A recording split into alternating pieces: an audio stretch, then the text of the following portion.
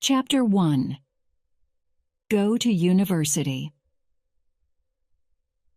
My name is Frankenstein, Victor Frankenstein. I was born in 1810 in the beautiful city of Geneva in Switzerland. My father and mother loved me very much, and my early life was happy. My younger brother William was born when I was 12 years old. 2 years later, my dear Elizabeth came to live with us. She was the daughter of my father's best friend. When Elizabeth's parents died, Elizabeth came to live with us in our house. I loved her from that time. I was a good pupil at school and always came first in the examinations. I was always interested in science.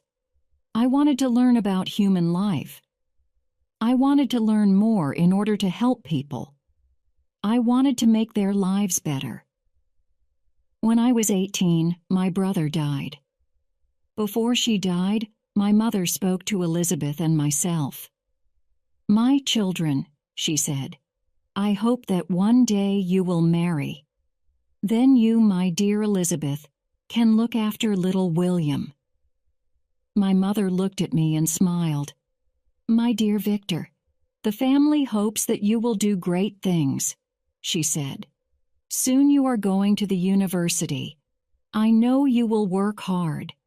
Perhaps one day you will be famous. You have been a good son, and T can die happy." I cried when my mother died. But now I am glad that she is dead. My work has brought death and sadness to the world. Because of me, the people I loved have died.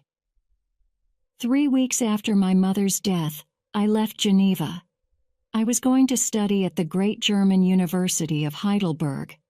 I spent my last evening in Geneva with my friend, Henry Clerval. "You are lucky, Victor," Henry said. "I wish I was going with you. But my father wants me to work in the family business. You will become a doctor or professor. Your work will be known all over the world." "We shall always be friends, Henry," I told him. "I shall see you soon. We shall be together again in the holidays." "Write to me soon, Victor," Henry said.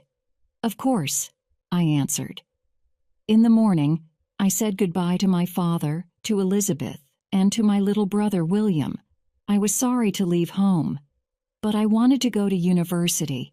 I wanted to study and to learn everything. How I wished that I had never left Geneva. Chapter 2. The Secret of Life. I was very happy at the university. I worked hard, and my professors were very pleased with me. I studied science, chemistry, and medicine. I wanted to learn everything about the human body. I also wanted to learn about the mind of man. Most of all, I wanted to learn the secret of life. What was difference between a living person and a dead body? Why did a dead body turn to dust? Could a dead man come alive again? I worked hard to find the answers to these questions. I read many old books. The writers said it was possible to create life. They said it was possible to make a dead man live again. But the writers did not say how it could be done. I lived in a house in the old part of the city. I had a laboratory there where I worked alone. No one knew what I was doing. In the evenings, I read in my library. Sometimes I did not sleep all night. The months passed, and I forgot about my family and my friends. I had only one thought. I wanted to find the secret of life. I went to hospitals and watched men dying. I listened to their cries. I watched their bodies grow old and ugly. I paid men to steal bodies from graveyards. These men dug up the bodies from the ground. They brought them to my laboratory at night. I cut up the bodies. Everywhere I smelt death, death and blood. People were frightened of me, but I did not. I knew that death would change them. Their blood would stop moving. Their skin would become wrinkled and yellow.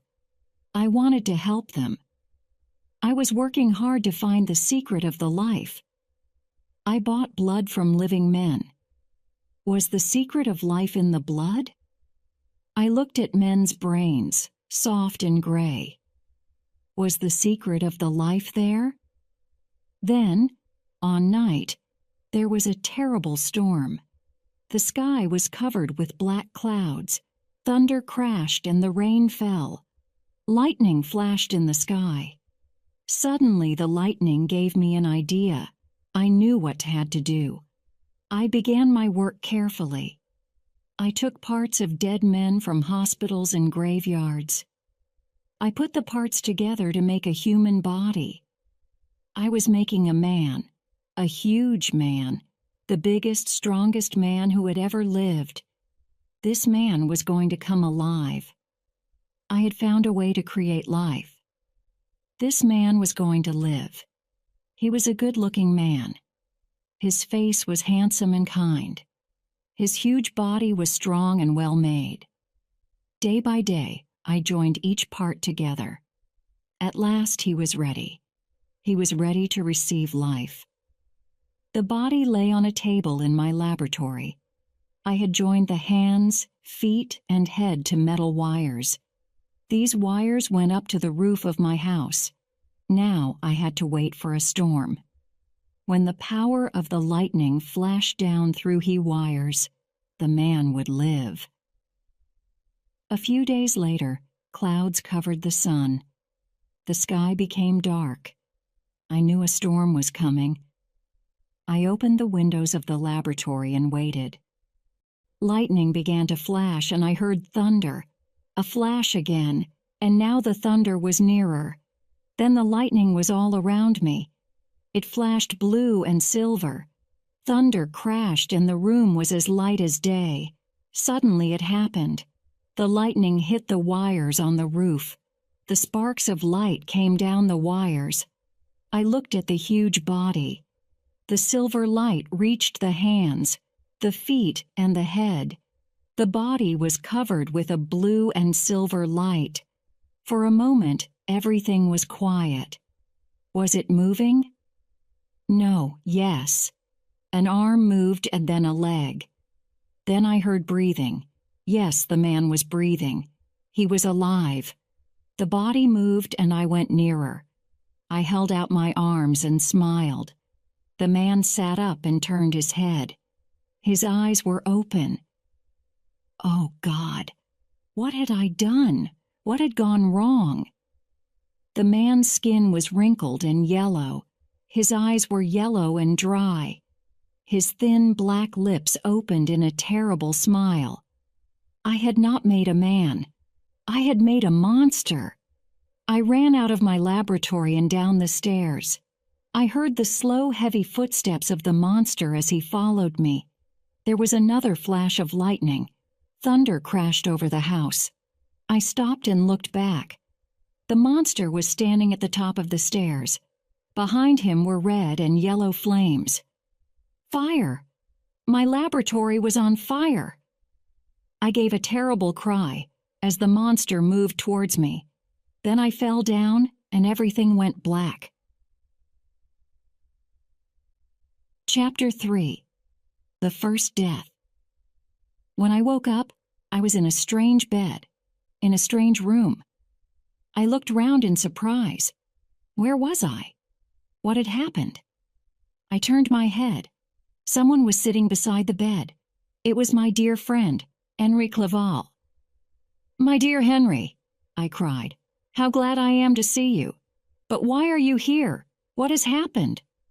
"Thank God you are alive, Victor," Henry said. "Your house was struck by lightning last night. A fire started and the house was burnt to the ground. All your books and papers were destroyed. There is nothing left of your laboratory." I smiled. "I don't care, Henry," I said. "I was tired of my work. My ideas were wrong. But tell me, Henry, what are you doing in Heidelberg?" "Your father sent me," Henry said. "When you did not write, He became worried. "What is wrong, Victor? You look very pale and ill." "Nothing is wrong now," I said. "I was working too hard, but that is finished now. I don't want to talk about it anymore, Henry. Tell me the news from Geneva." "Everyone is well," Henry answered. "Your family send you their love, and I am coming to the university to study. My father has agreed at last. I am going to study languages." I was very happy that Henry had come to Heidelberg. The past years seemed like a dream. Thank God, the fire had destroyed the terrible monster. I knew now that my work had been very wicked. I hated science now. I decided to study languages with Henry. The months passed. Slowly I became stronger and happier. I was a young man. I made friends and began to enjoy life again. Winter passed and spring. Then in May, a letter came from my father. As I began to read it, I gave a terrible cry. "My God, Victor, what's wrong?" Henry asked. "Is it bad news?" "Terrible news," I answered. "My brother, William, is dead." "Dead?" Henry repeated. "Has there been an accident?"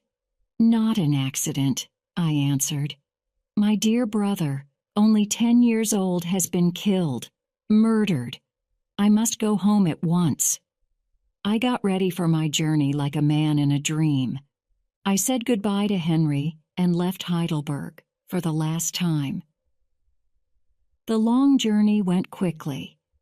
Soon I was looking at the villages and mountains near Geneva. I had not seen my home for nearly 4 years. In the afternoon of the 20th day, I arrived at a small village about half a kilometer from Geneva. I decided to stay the night in the village. I wanted to see the place where William had died. It was a beautiful place. I stood there thinking about my brother.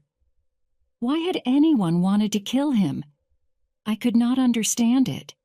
It was nearly dark now. I heard thunder. Lightning began to flash in the mountains. Something moved behind a tree. There was another flash of lightning. For a moment, I saw everything clearly. There was something huge and terrible there, something bigger than any man. It was the monster. There was a wicked smile on his yellow, wrinkled face.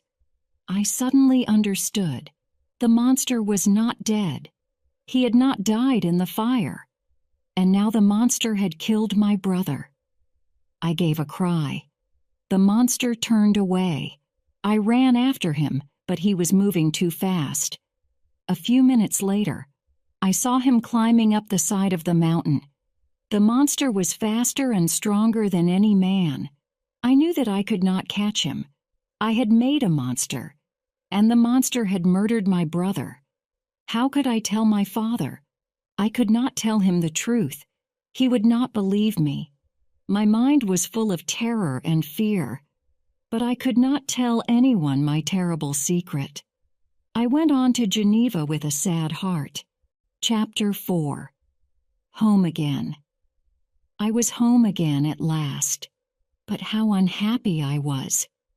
My father looked like an old man. Dear Elizabeth's face was thin and sad. Elizabeth showed me a picture of my mother. It was a small painting in a gold frame. "Look, Victor," Elizabeth said. "William died because of this picture. He was wearing it on a gold chain on the day he died. He wore the picture round his neck. The picture is very valuable. That is why the murderer took it. William was killed for this picture." "Then you know who the murderer is?" I cried. "You have seen him." "Him?" my father repeated in surprise. "No, Victor, the murderer is a woman. She is the young girl who looked after William. We thought she was a good girl, but she killed our dear boy." "What do you mean?" I asked him. "I know the murderer. I have seen him." "How can you know the murderer?" Elizabeth asked me. You have just come back to Geneva, Victor. No, this picture was found in the young girl's hand. She is guilty. We know she killed William. She is in prison now." "She is not guilty," I cried. "I must talk to someone. I must tell what I know. I must go to the prison at once." "You are too late," my father said. "She is going to die. She will be hanged at 10 o'clock this morning." "I must see her," cried. "I know the truth. Someone must listen to me." I took a horse and rode as fast as I could to the prison. There were many people standing outside the prison gates. I jumped down from my horse. At the moment, the clock struck 10. The crowd of people shouted, "She's dead! She's dead!" I turned away and my eyes were full of tears. 2 innocent people had died. First my brother, and now this young girl. They had died because of me. I was a murderer too. I returned to the house sadly, but I did not want to stay with my father and Elizabeth. I was afraid to tell them the truth. I knew the monster had murdered William, and I had made the monster. I could not live at home with my terrible secret. I decided to go away alone. Perhaps I could forget everything in the beautiful mountains of Switzerland. I packed my bags and went into the mountains. It was the middle of summer, but the weather was bad. In the high mountains, the wind blew strongly. The rain fell and the air was cold. But I did not care. I went up, higher and higher. I came to the highest mountain and I went on climbing. The path was very steep, but I walked slowly on. It was midday when I reached the top. The sun shone on the ice and snow. For the first time since William's death, I began to feel happy. As I rested there, I saw a figure coming towards me. It was walking quickly over the ice. Was it a man? It was moving too quickly. The figure came nearer and nearer. As I looked, a feeling of terror came into my heart. I stood up. It was the monster. "Stop!" I cried. "Don't come near me. Why are you living when my brother is dead? I must destroy you before you murder again." "You made me," the monster answered. "If I kill, you are guilty. But do not hate me. I do not want to kill. If you help me, I can live happily." "Why should I help you?" I cried. "Because you made me," the monster repeated. "And remember, I am bigger and stronger than you. I can kill you easily. No one will find you here." I was not afraid. I was going to kill the monster. But as I moved towards the monster, he spoke again. "Stop," he said. "You must listen to my story. When you gave me life, I was not wicked, but you made me ugly. Because of that, all living things hate me. So I hate you, my maker." "Tell me your story quickly," I answered. Chapter 5. The Monster's Story. "I remember the heat of the fire," the monster said. "I remember running away from it. I ran and ran through the city. It was dark and no one saw me. I did not know who I was. I did not know where I was going. Many days passed. 'How did you live?' I asked him. 'What did you eat?' 'Sometimes I ate fruit from the trees,' the monster answered. 'Sometimes I took food from houses. The first time I did this, a man saw me. I shall never forget the fear in his eyes. I could not understand it. I wanted to be friends with him. I smiled at him, but he ran away. A few days later, I came to a small pool of water. When I bent down to drink, I saw my own face. How terrible it was. How different from other people's faces. I saw my yellow wrinkled skin.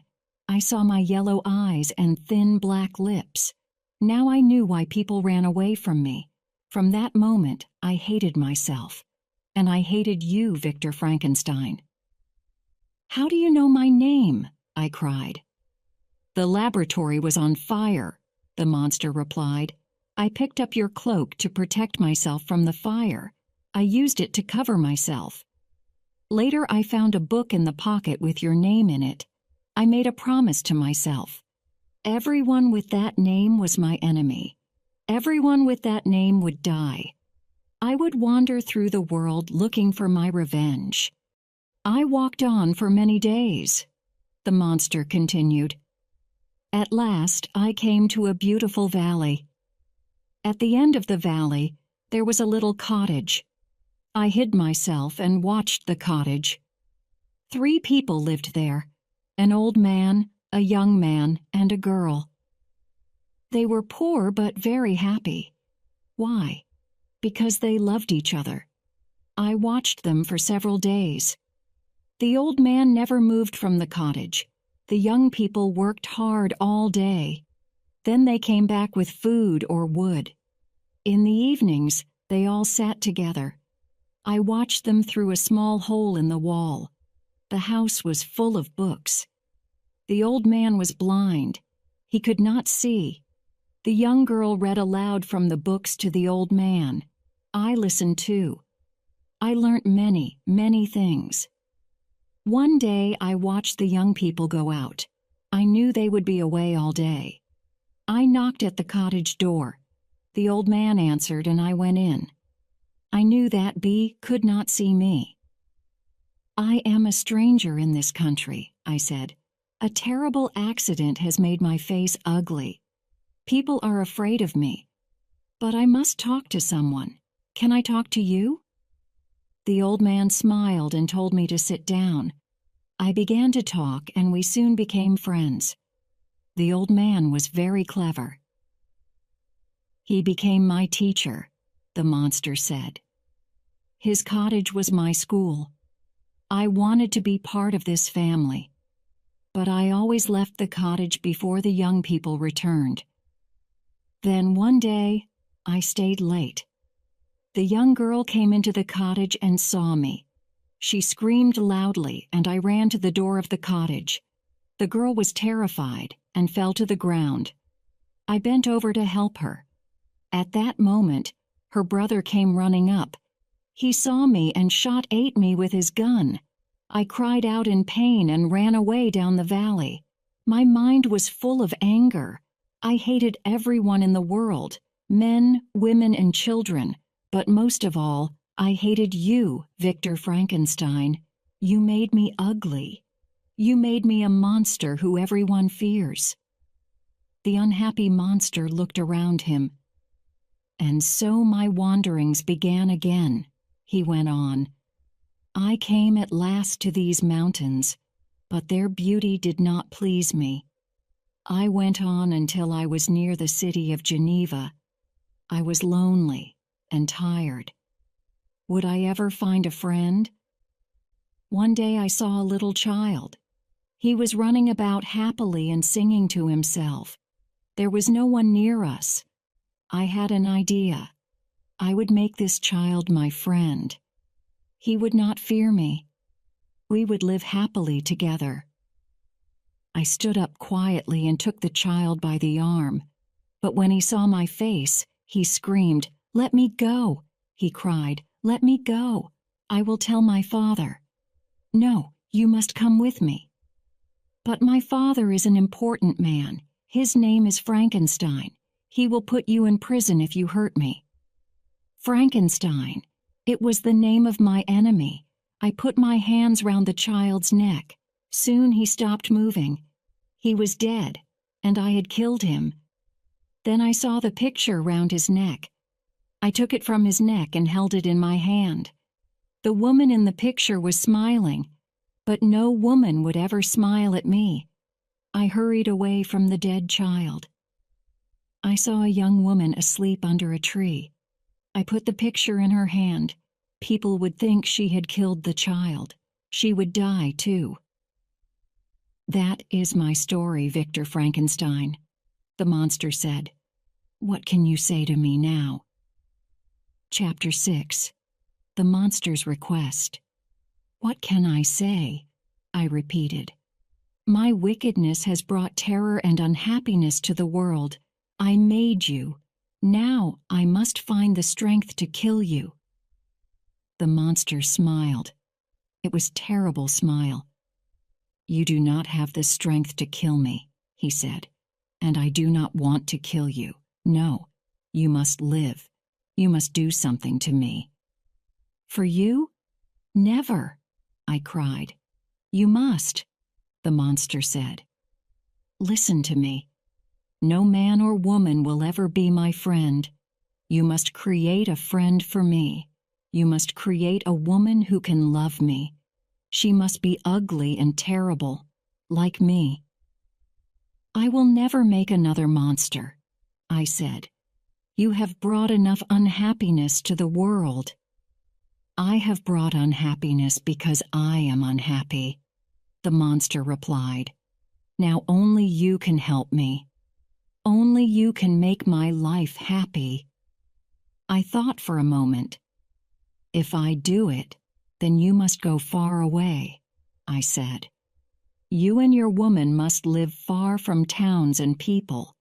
You must live in a lonely place where there are no other people. The monster was silent for a few moments. Then he spoke. I agree, the monster said. Give me what I ask. Then you will never see me again. Begin your work at once. I shall return when the woman is ready. Until then, goodbye. And without another word, the monster left me alone on the mountain. What could I do? I did not want to make another monster. I thought again of the blood and of the horror. Could I work with dead bodies again? Could I live again with the smell of death and blood? I knew the monster would come back. I had to do what he asked. If I did not, he would kill me. I did not care about that. But perhaps he would destroy my family. Perhaps he would kill my dear Elizabeth. I did not know what to do. I decided to go back to Geneva. First of all, I had to see my family again. I had been away from Geneva for nearly 2 months. My father was very happy to see me. You still look ill, Victor, he said. Your holiday has not done you any good. You need company. It is not right for you to be always alone. Yes, Father. We all need someone to love, I said sadly. I was thinking of the monster. Like everyone else, he wanted someone to love. I have an important question to ask you, Victor, my father went on. What is it, Father? I said. Do you love Elizabeth? My father asked. Of course I do, I answered. I loved her from the first time I saw her. But do you love her as a sister or as a wife? I thought of my unhappy life.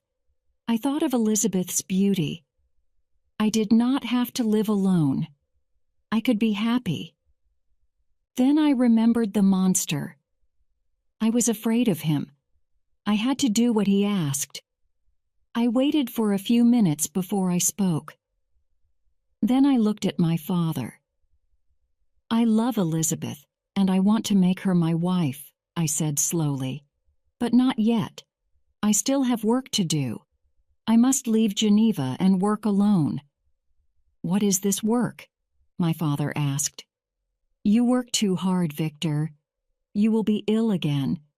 Why don't you stay here with your friends? Yes, I did want to stay in Geneva, but I knew that the monster would be watching me. No, Father, I must go, I said. Before I left, I spoke to my dear Elizabeth alone. Wait to me, Elizabeth, I said. I shall be back when my work is finished. Wait for me, my dear love. When I come back, We shall be married." "I shall wait for you forever, Victor," Elizabeth answered. "God bless you," I said. "Give me a few more months. It is all I need." I prepared myself for a long journey. I had to find somewhere to live. I had to find somewhere far away from Geneva. I had to find somewhere where I could make the female monster. But where could I go? Where could I do my wicked work in secret? The answer to these questions came in a letter. It was a letter from Henry Clerval in Strasbourg. "My dear Victor," Henry wrote, "I have a job here. I am teaching languages at the university. Why don't you come and visit me? Strasbourg is a beautiful city. I have not seen you for a long time. We have many things to talk about. Also, a holiday will do you good. Let me know when you are coming. Your friend, Henry." I wrote to Henry. I agreed to visit him. I knew what I was going to do. After a week or two, I would find a lonely house. I would build a laboratory there. I would work as before, but more quickly. Soon, I would be free of the monster forever. Chapter 7. I begin my work. After a few days, I was in the beautiful city of Strasbourg. Henry knew the city well. He showed me the beautiful old buildings. We were happy together. I found a house outside the city and began my terrible work. Henry was busy at the university. I was able to start quickly, but now I hated my work. This time I knew what I was making. I knew I was making a monster, not a beautiful woman. The smell of blood and death made me feel ill. I hated talking to the men who brought me dead bodies. They were wicked men. I knew my work was wicked too, but I went on. I had to. Once more, I began to put the parts of bodies together. Of course, I did not tell Henry what I was doing. But then he found out everything. It was because of my carelessness. The female monster was almost complete. In a day or two, I would give her the spark of life. I had not seen the monster, but I knew he was near. He was waiting for me to finish my terrible work. One night, I was working late. I was very tired. Suddenly there was a sound outside the room. I turned in fear. "Go away," I cried. "It is not finished yet. You can't come in. It will be ready in 2 or 3 days." "This is your friend, Henry," a voice said. "I've come to see you. Why can't I come in? What's the matter?" To my horror, the door opened and Henry came into the room. I had forgotten to lock the door. "Why, Victor, what are you doing?" Henry cried. He looked around the room. "I did not know you had a laboratory here. What a terrible smell. There is blood everywhere. Why, oh my God, what is that smell?"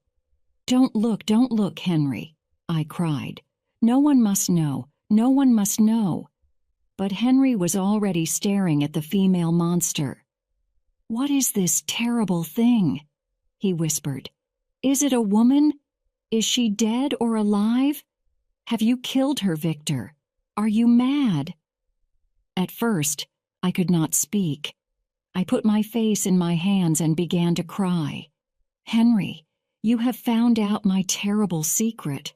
I have to do it. If I don't do it, the monster will kill again." "Monster? What monster?" Henry asked. "You are ill, Victor. You must be ill." "Perhaps I am," I replied. "I must tell you everything." Henry listened to my story in horror and amazement. When I had finished, he looked at the female monster. Then he spoke. "Victor," he said, "you cannot give the creature life. She may be more wicked than the first monster. What if they have children? One day these terrible creatures may rule the world. No, it must not happen. You must destroy this creature, Victor. I will help you." "No, Henry," I cried.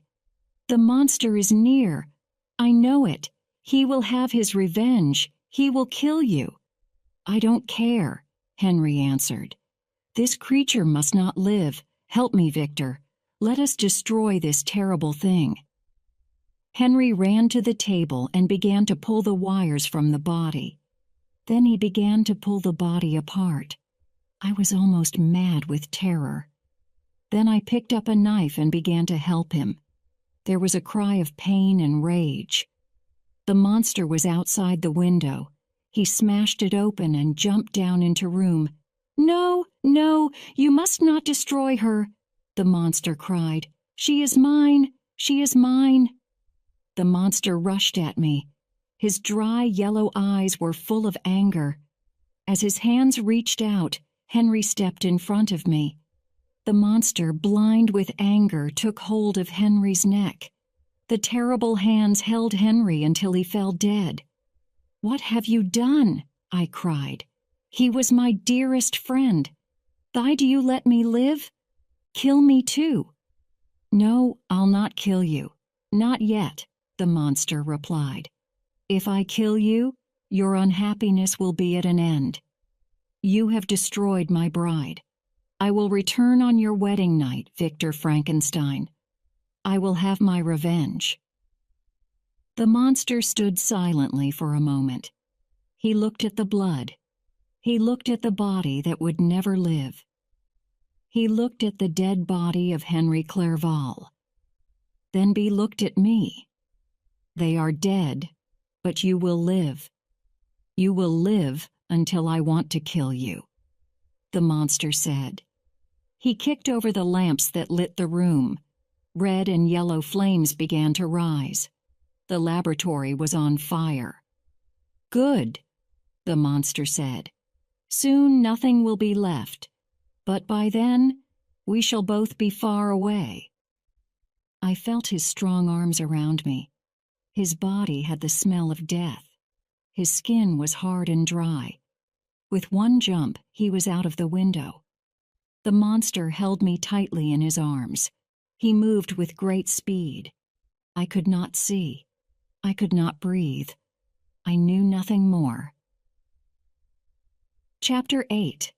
My Wedding Night. I opened my eyes and looked around me. I was in a small white bedroom. The window was small and it had metal bars across it. Where was I? I tried to sit up, but I could not. I screamed loudly, and at once 2 men rushed into the room. "Help me!" I cried. "Let me go. My name is Victor Frankenstein. Send a message to my father in Geneva. Tell him to come here." "Your father is here, Victor," a quiet voice answered. My father came up to my bed and sat down beside me. How old and gray he looked. "Oh, Father, help me," I said. "Take me home." My father turned to the 2 men. "Bring the doctor," he said. "I think my son is well now." When the doctor had examined me, he told the men to free me. "You have been ill, Dr. Frankenstein," he said. "Something terrible has happened to you. You screamed and cried. You said that you were a murderer. You said that you were the murderer of your brother William and of your friend Henry Clerval." Henry Clerval. Suddenly my mind was clear again. I remembered everything. "Henry is dead.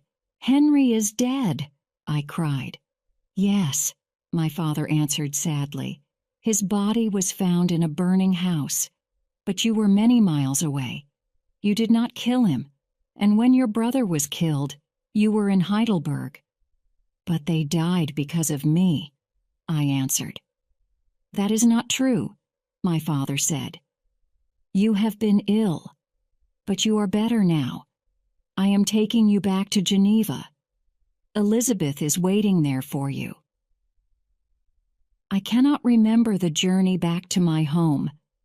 I was still very weak. I slept for most of the time. When I saw my home again, I felt happier. "Elizabeth, my dear Elizabeth," I said, "now I am home with you. I feel well again." But I was still afraid. The monster had killed my friend. He was going to return on my wedding night. He was going to have his revenge, but now I was prepared. I carried a gun with me always. If I saw the monster, I would shoot him. I would kill him. The months of fear and terror would be over. I saw that Elizabeth looked pale and unhappy. I asked her what was wrong. "Your mother hoped that we would marry. Your father wants us to marry," she said. "My feelings for you have not changed. I love you. But you have traveled to many places, Victor. You have lived in great cities. Perhaps you love another woman. If you do, please tell me."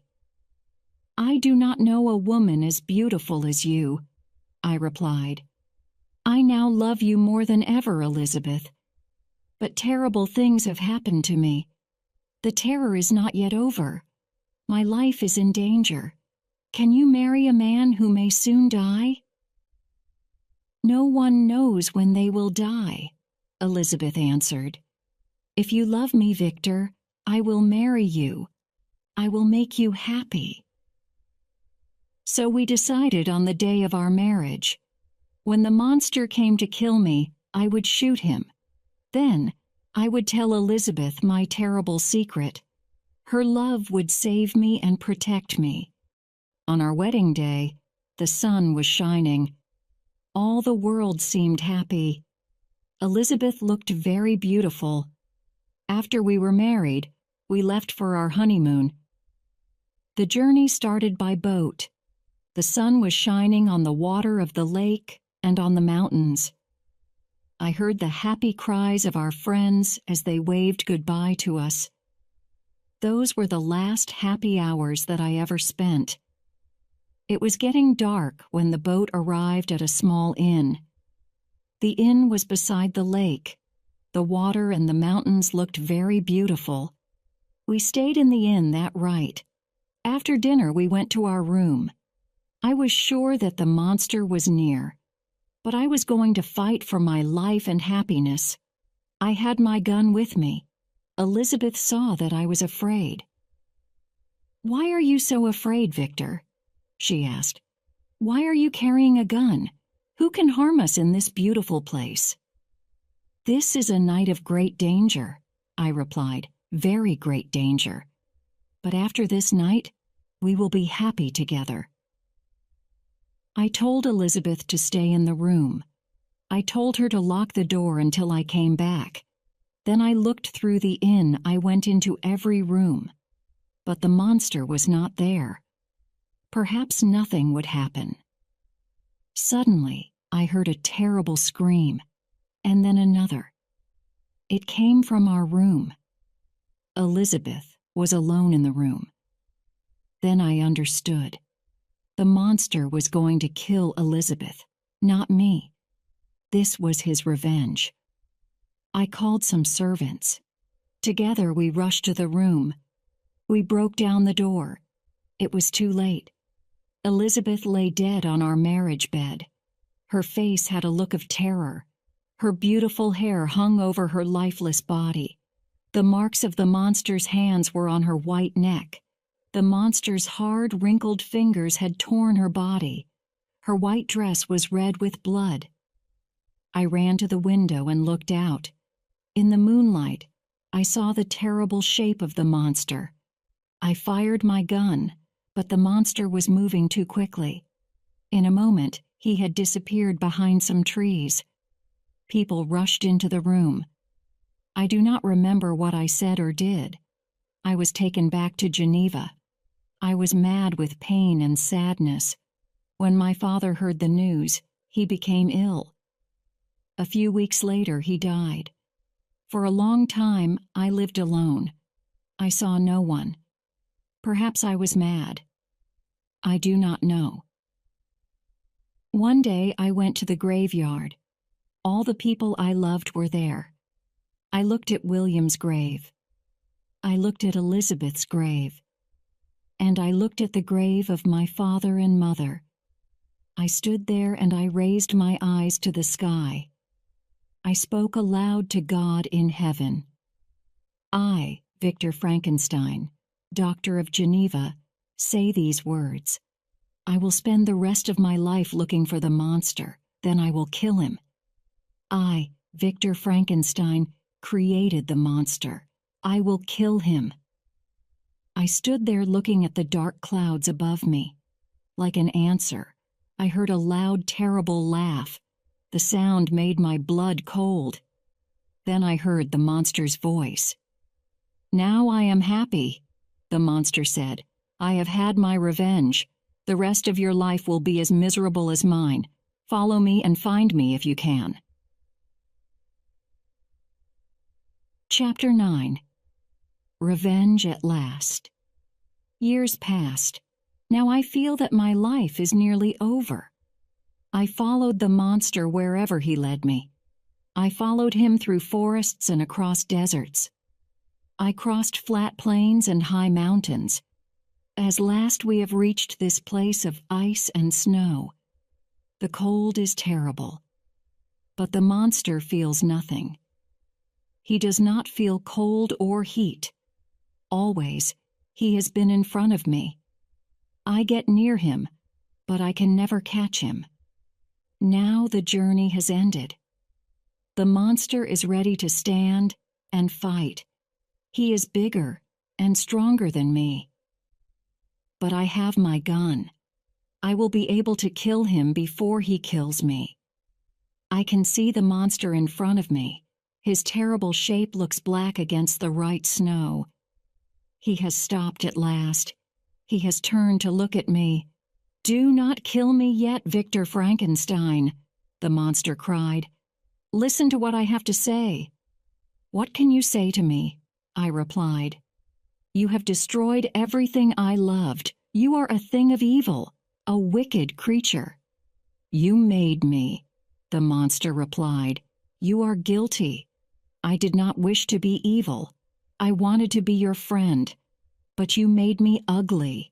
You ran away from me. Those I tried to love were afraid of me. So, I killed them. I asked you to create a friend for me, but you destroyed her. I had no family to love, so I destroyed yours. My wicked life made me unhappy, but I could not stop. Pain and unhappiness turned to anger in my mind. You are guilty, Frankenstein. You gave me this ugly body. You created me. You are a wicked man. As I listened to the monster's words, my mind was filled with horror. What you say is true, I cried. I was the murderer of those I loved. Now you have said these words, my life of misery and unhappiness is complete, said the monster sadly. You are the guilty one, not me. Now I shall go far away from here. I shall find wood. I shall set light to it. Then I shall throw myself on the flames. My death will be terrible, but at last I will be at peace. And with one last look at me, the monster turned and went to his lonely and terrible death. I have decided to die in this terrible place. The story of my life has ended. Perhaps no one will ever read these words. It does not matter. Here I will stay until my body is hard and cold. Goodbye. And may God forgive me. There are the last words of the unhappy.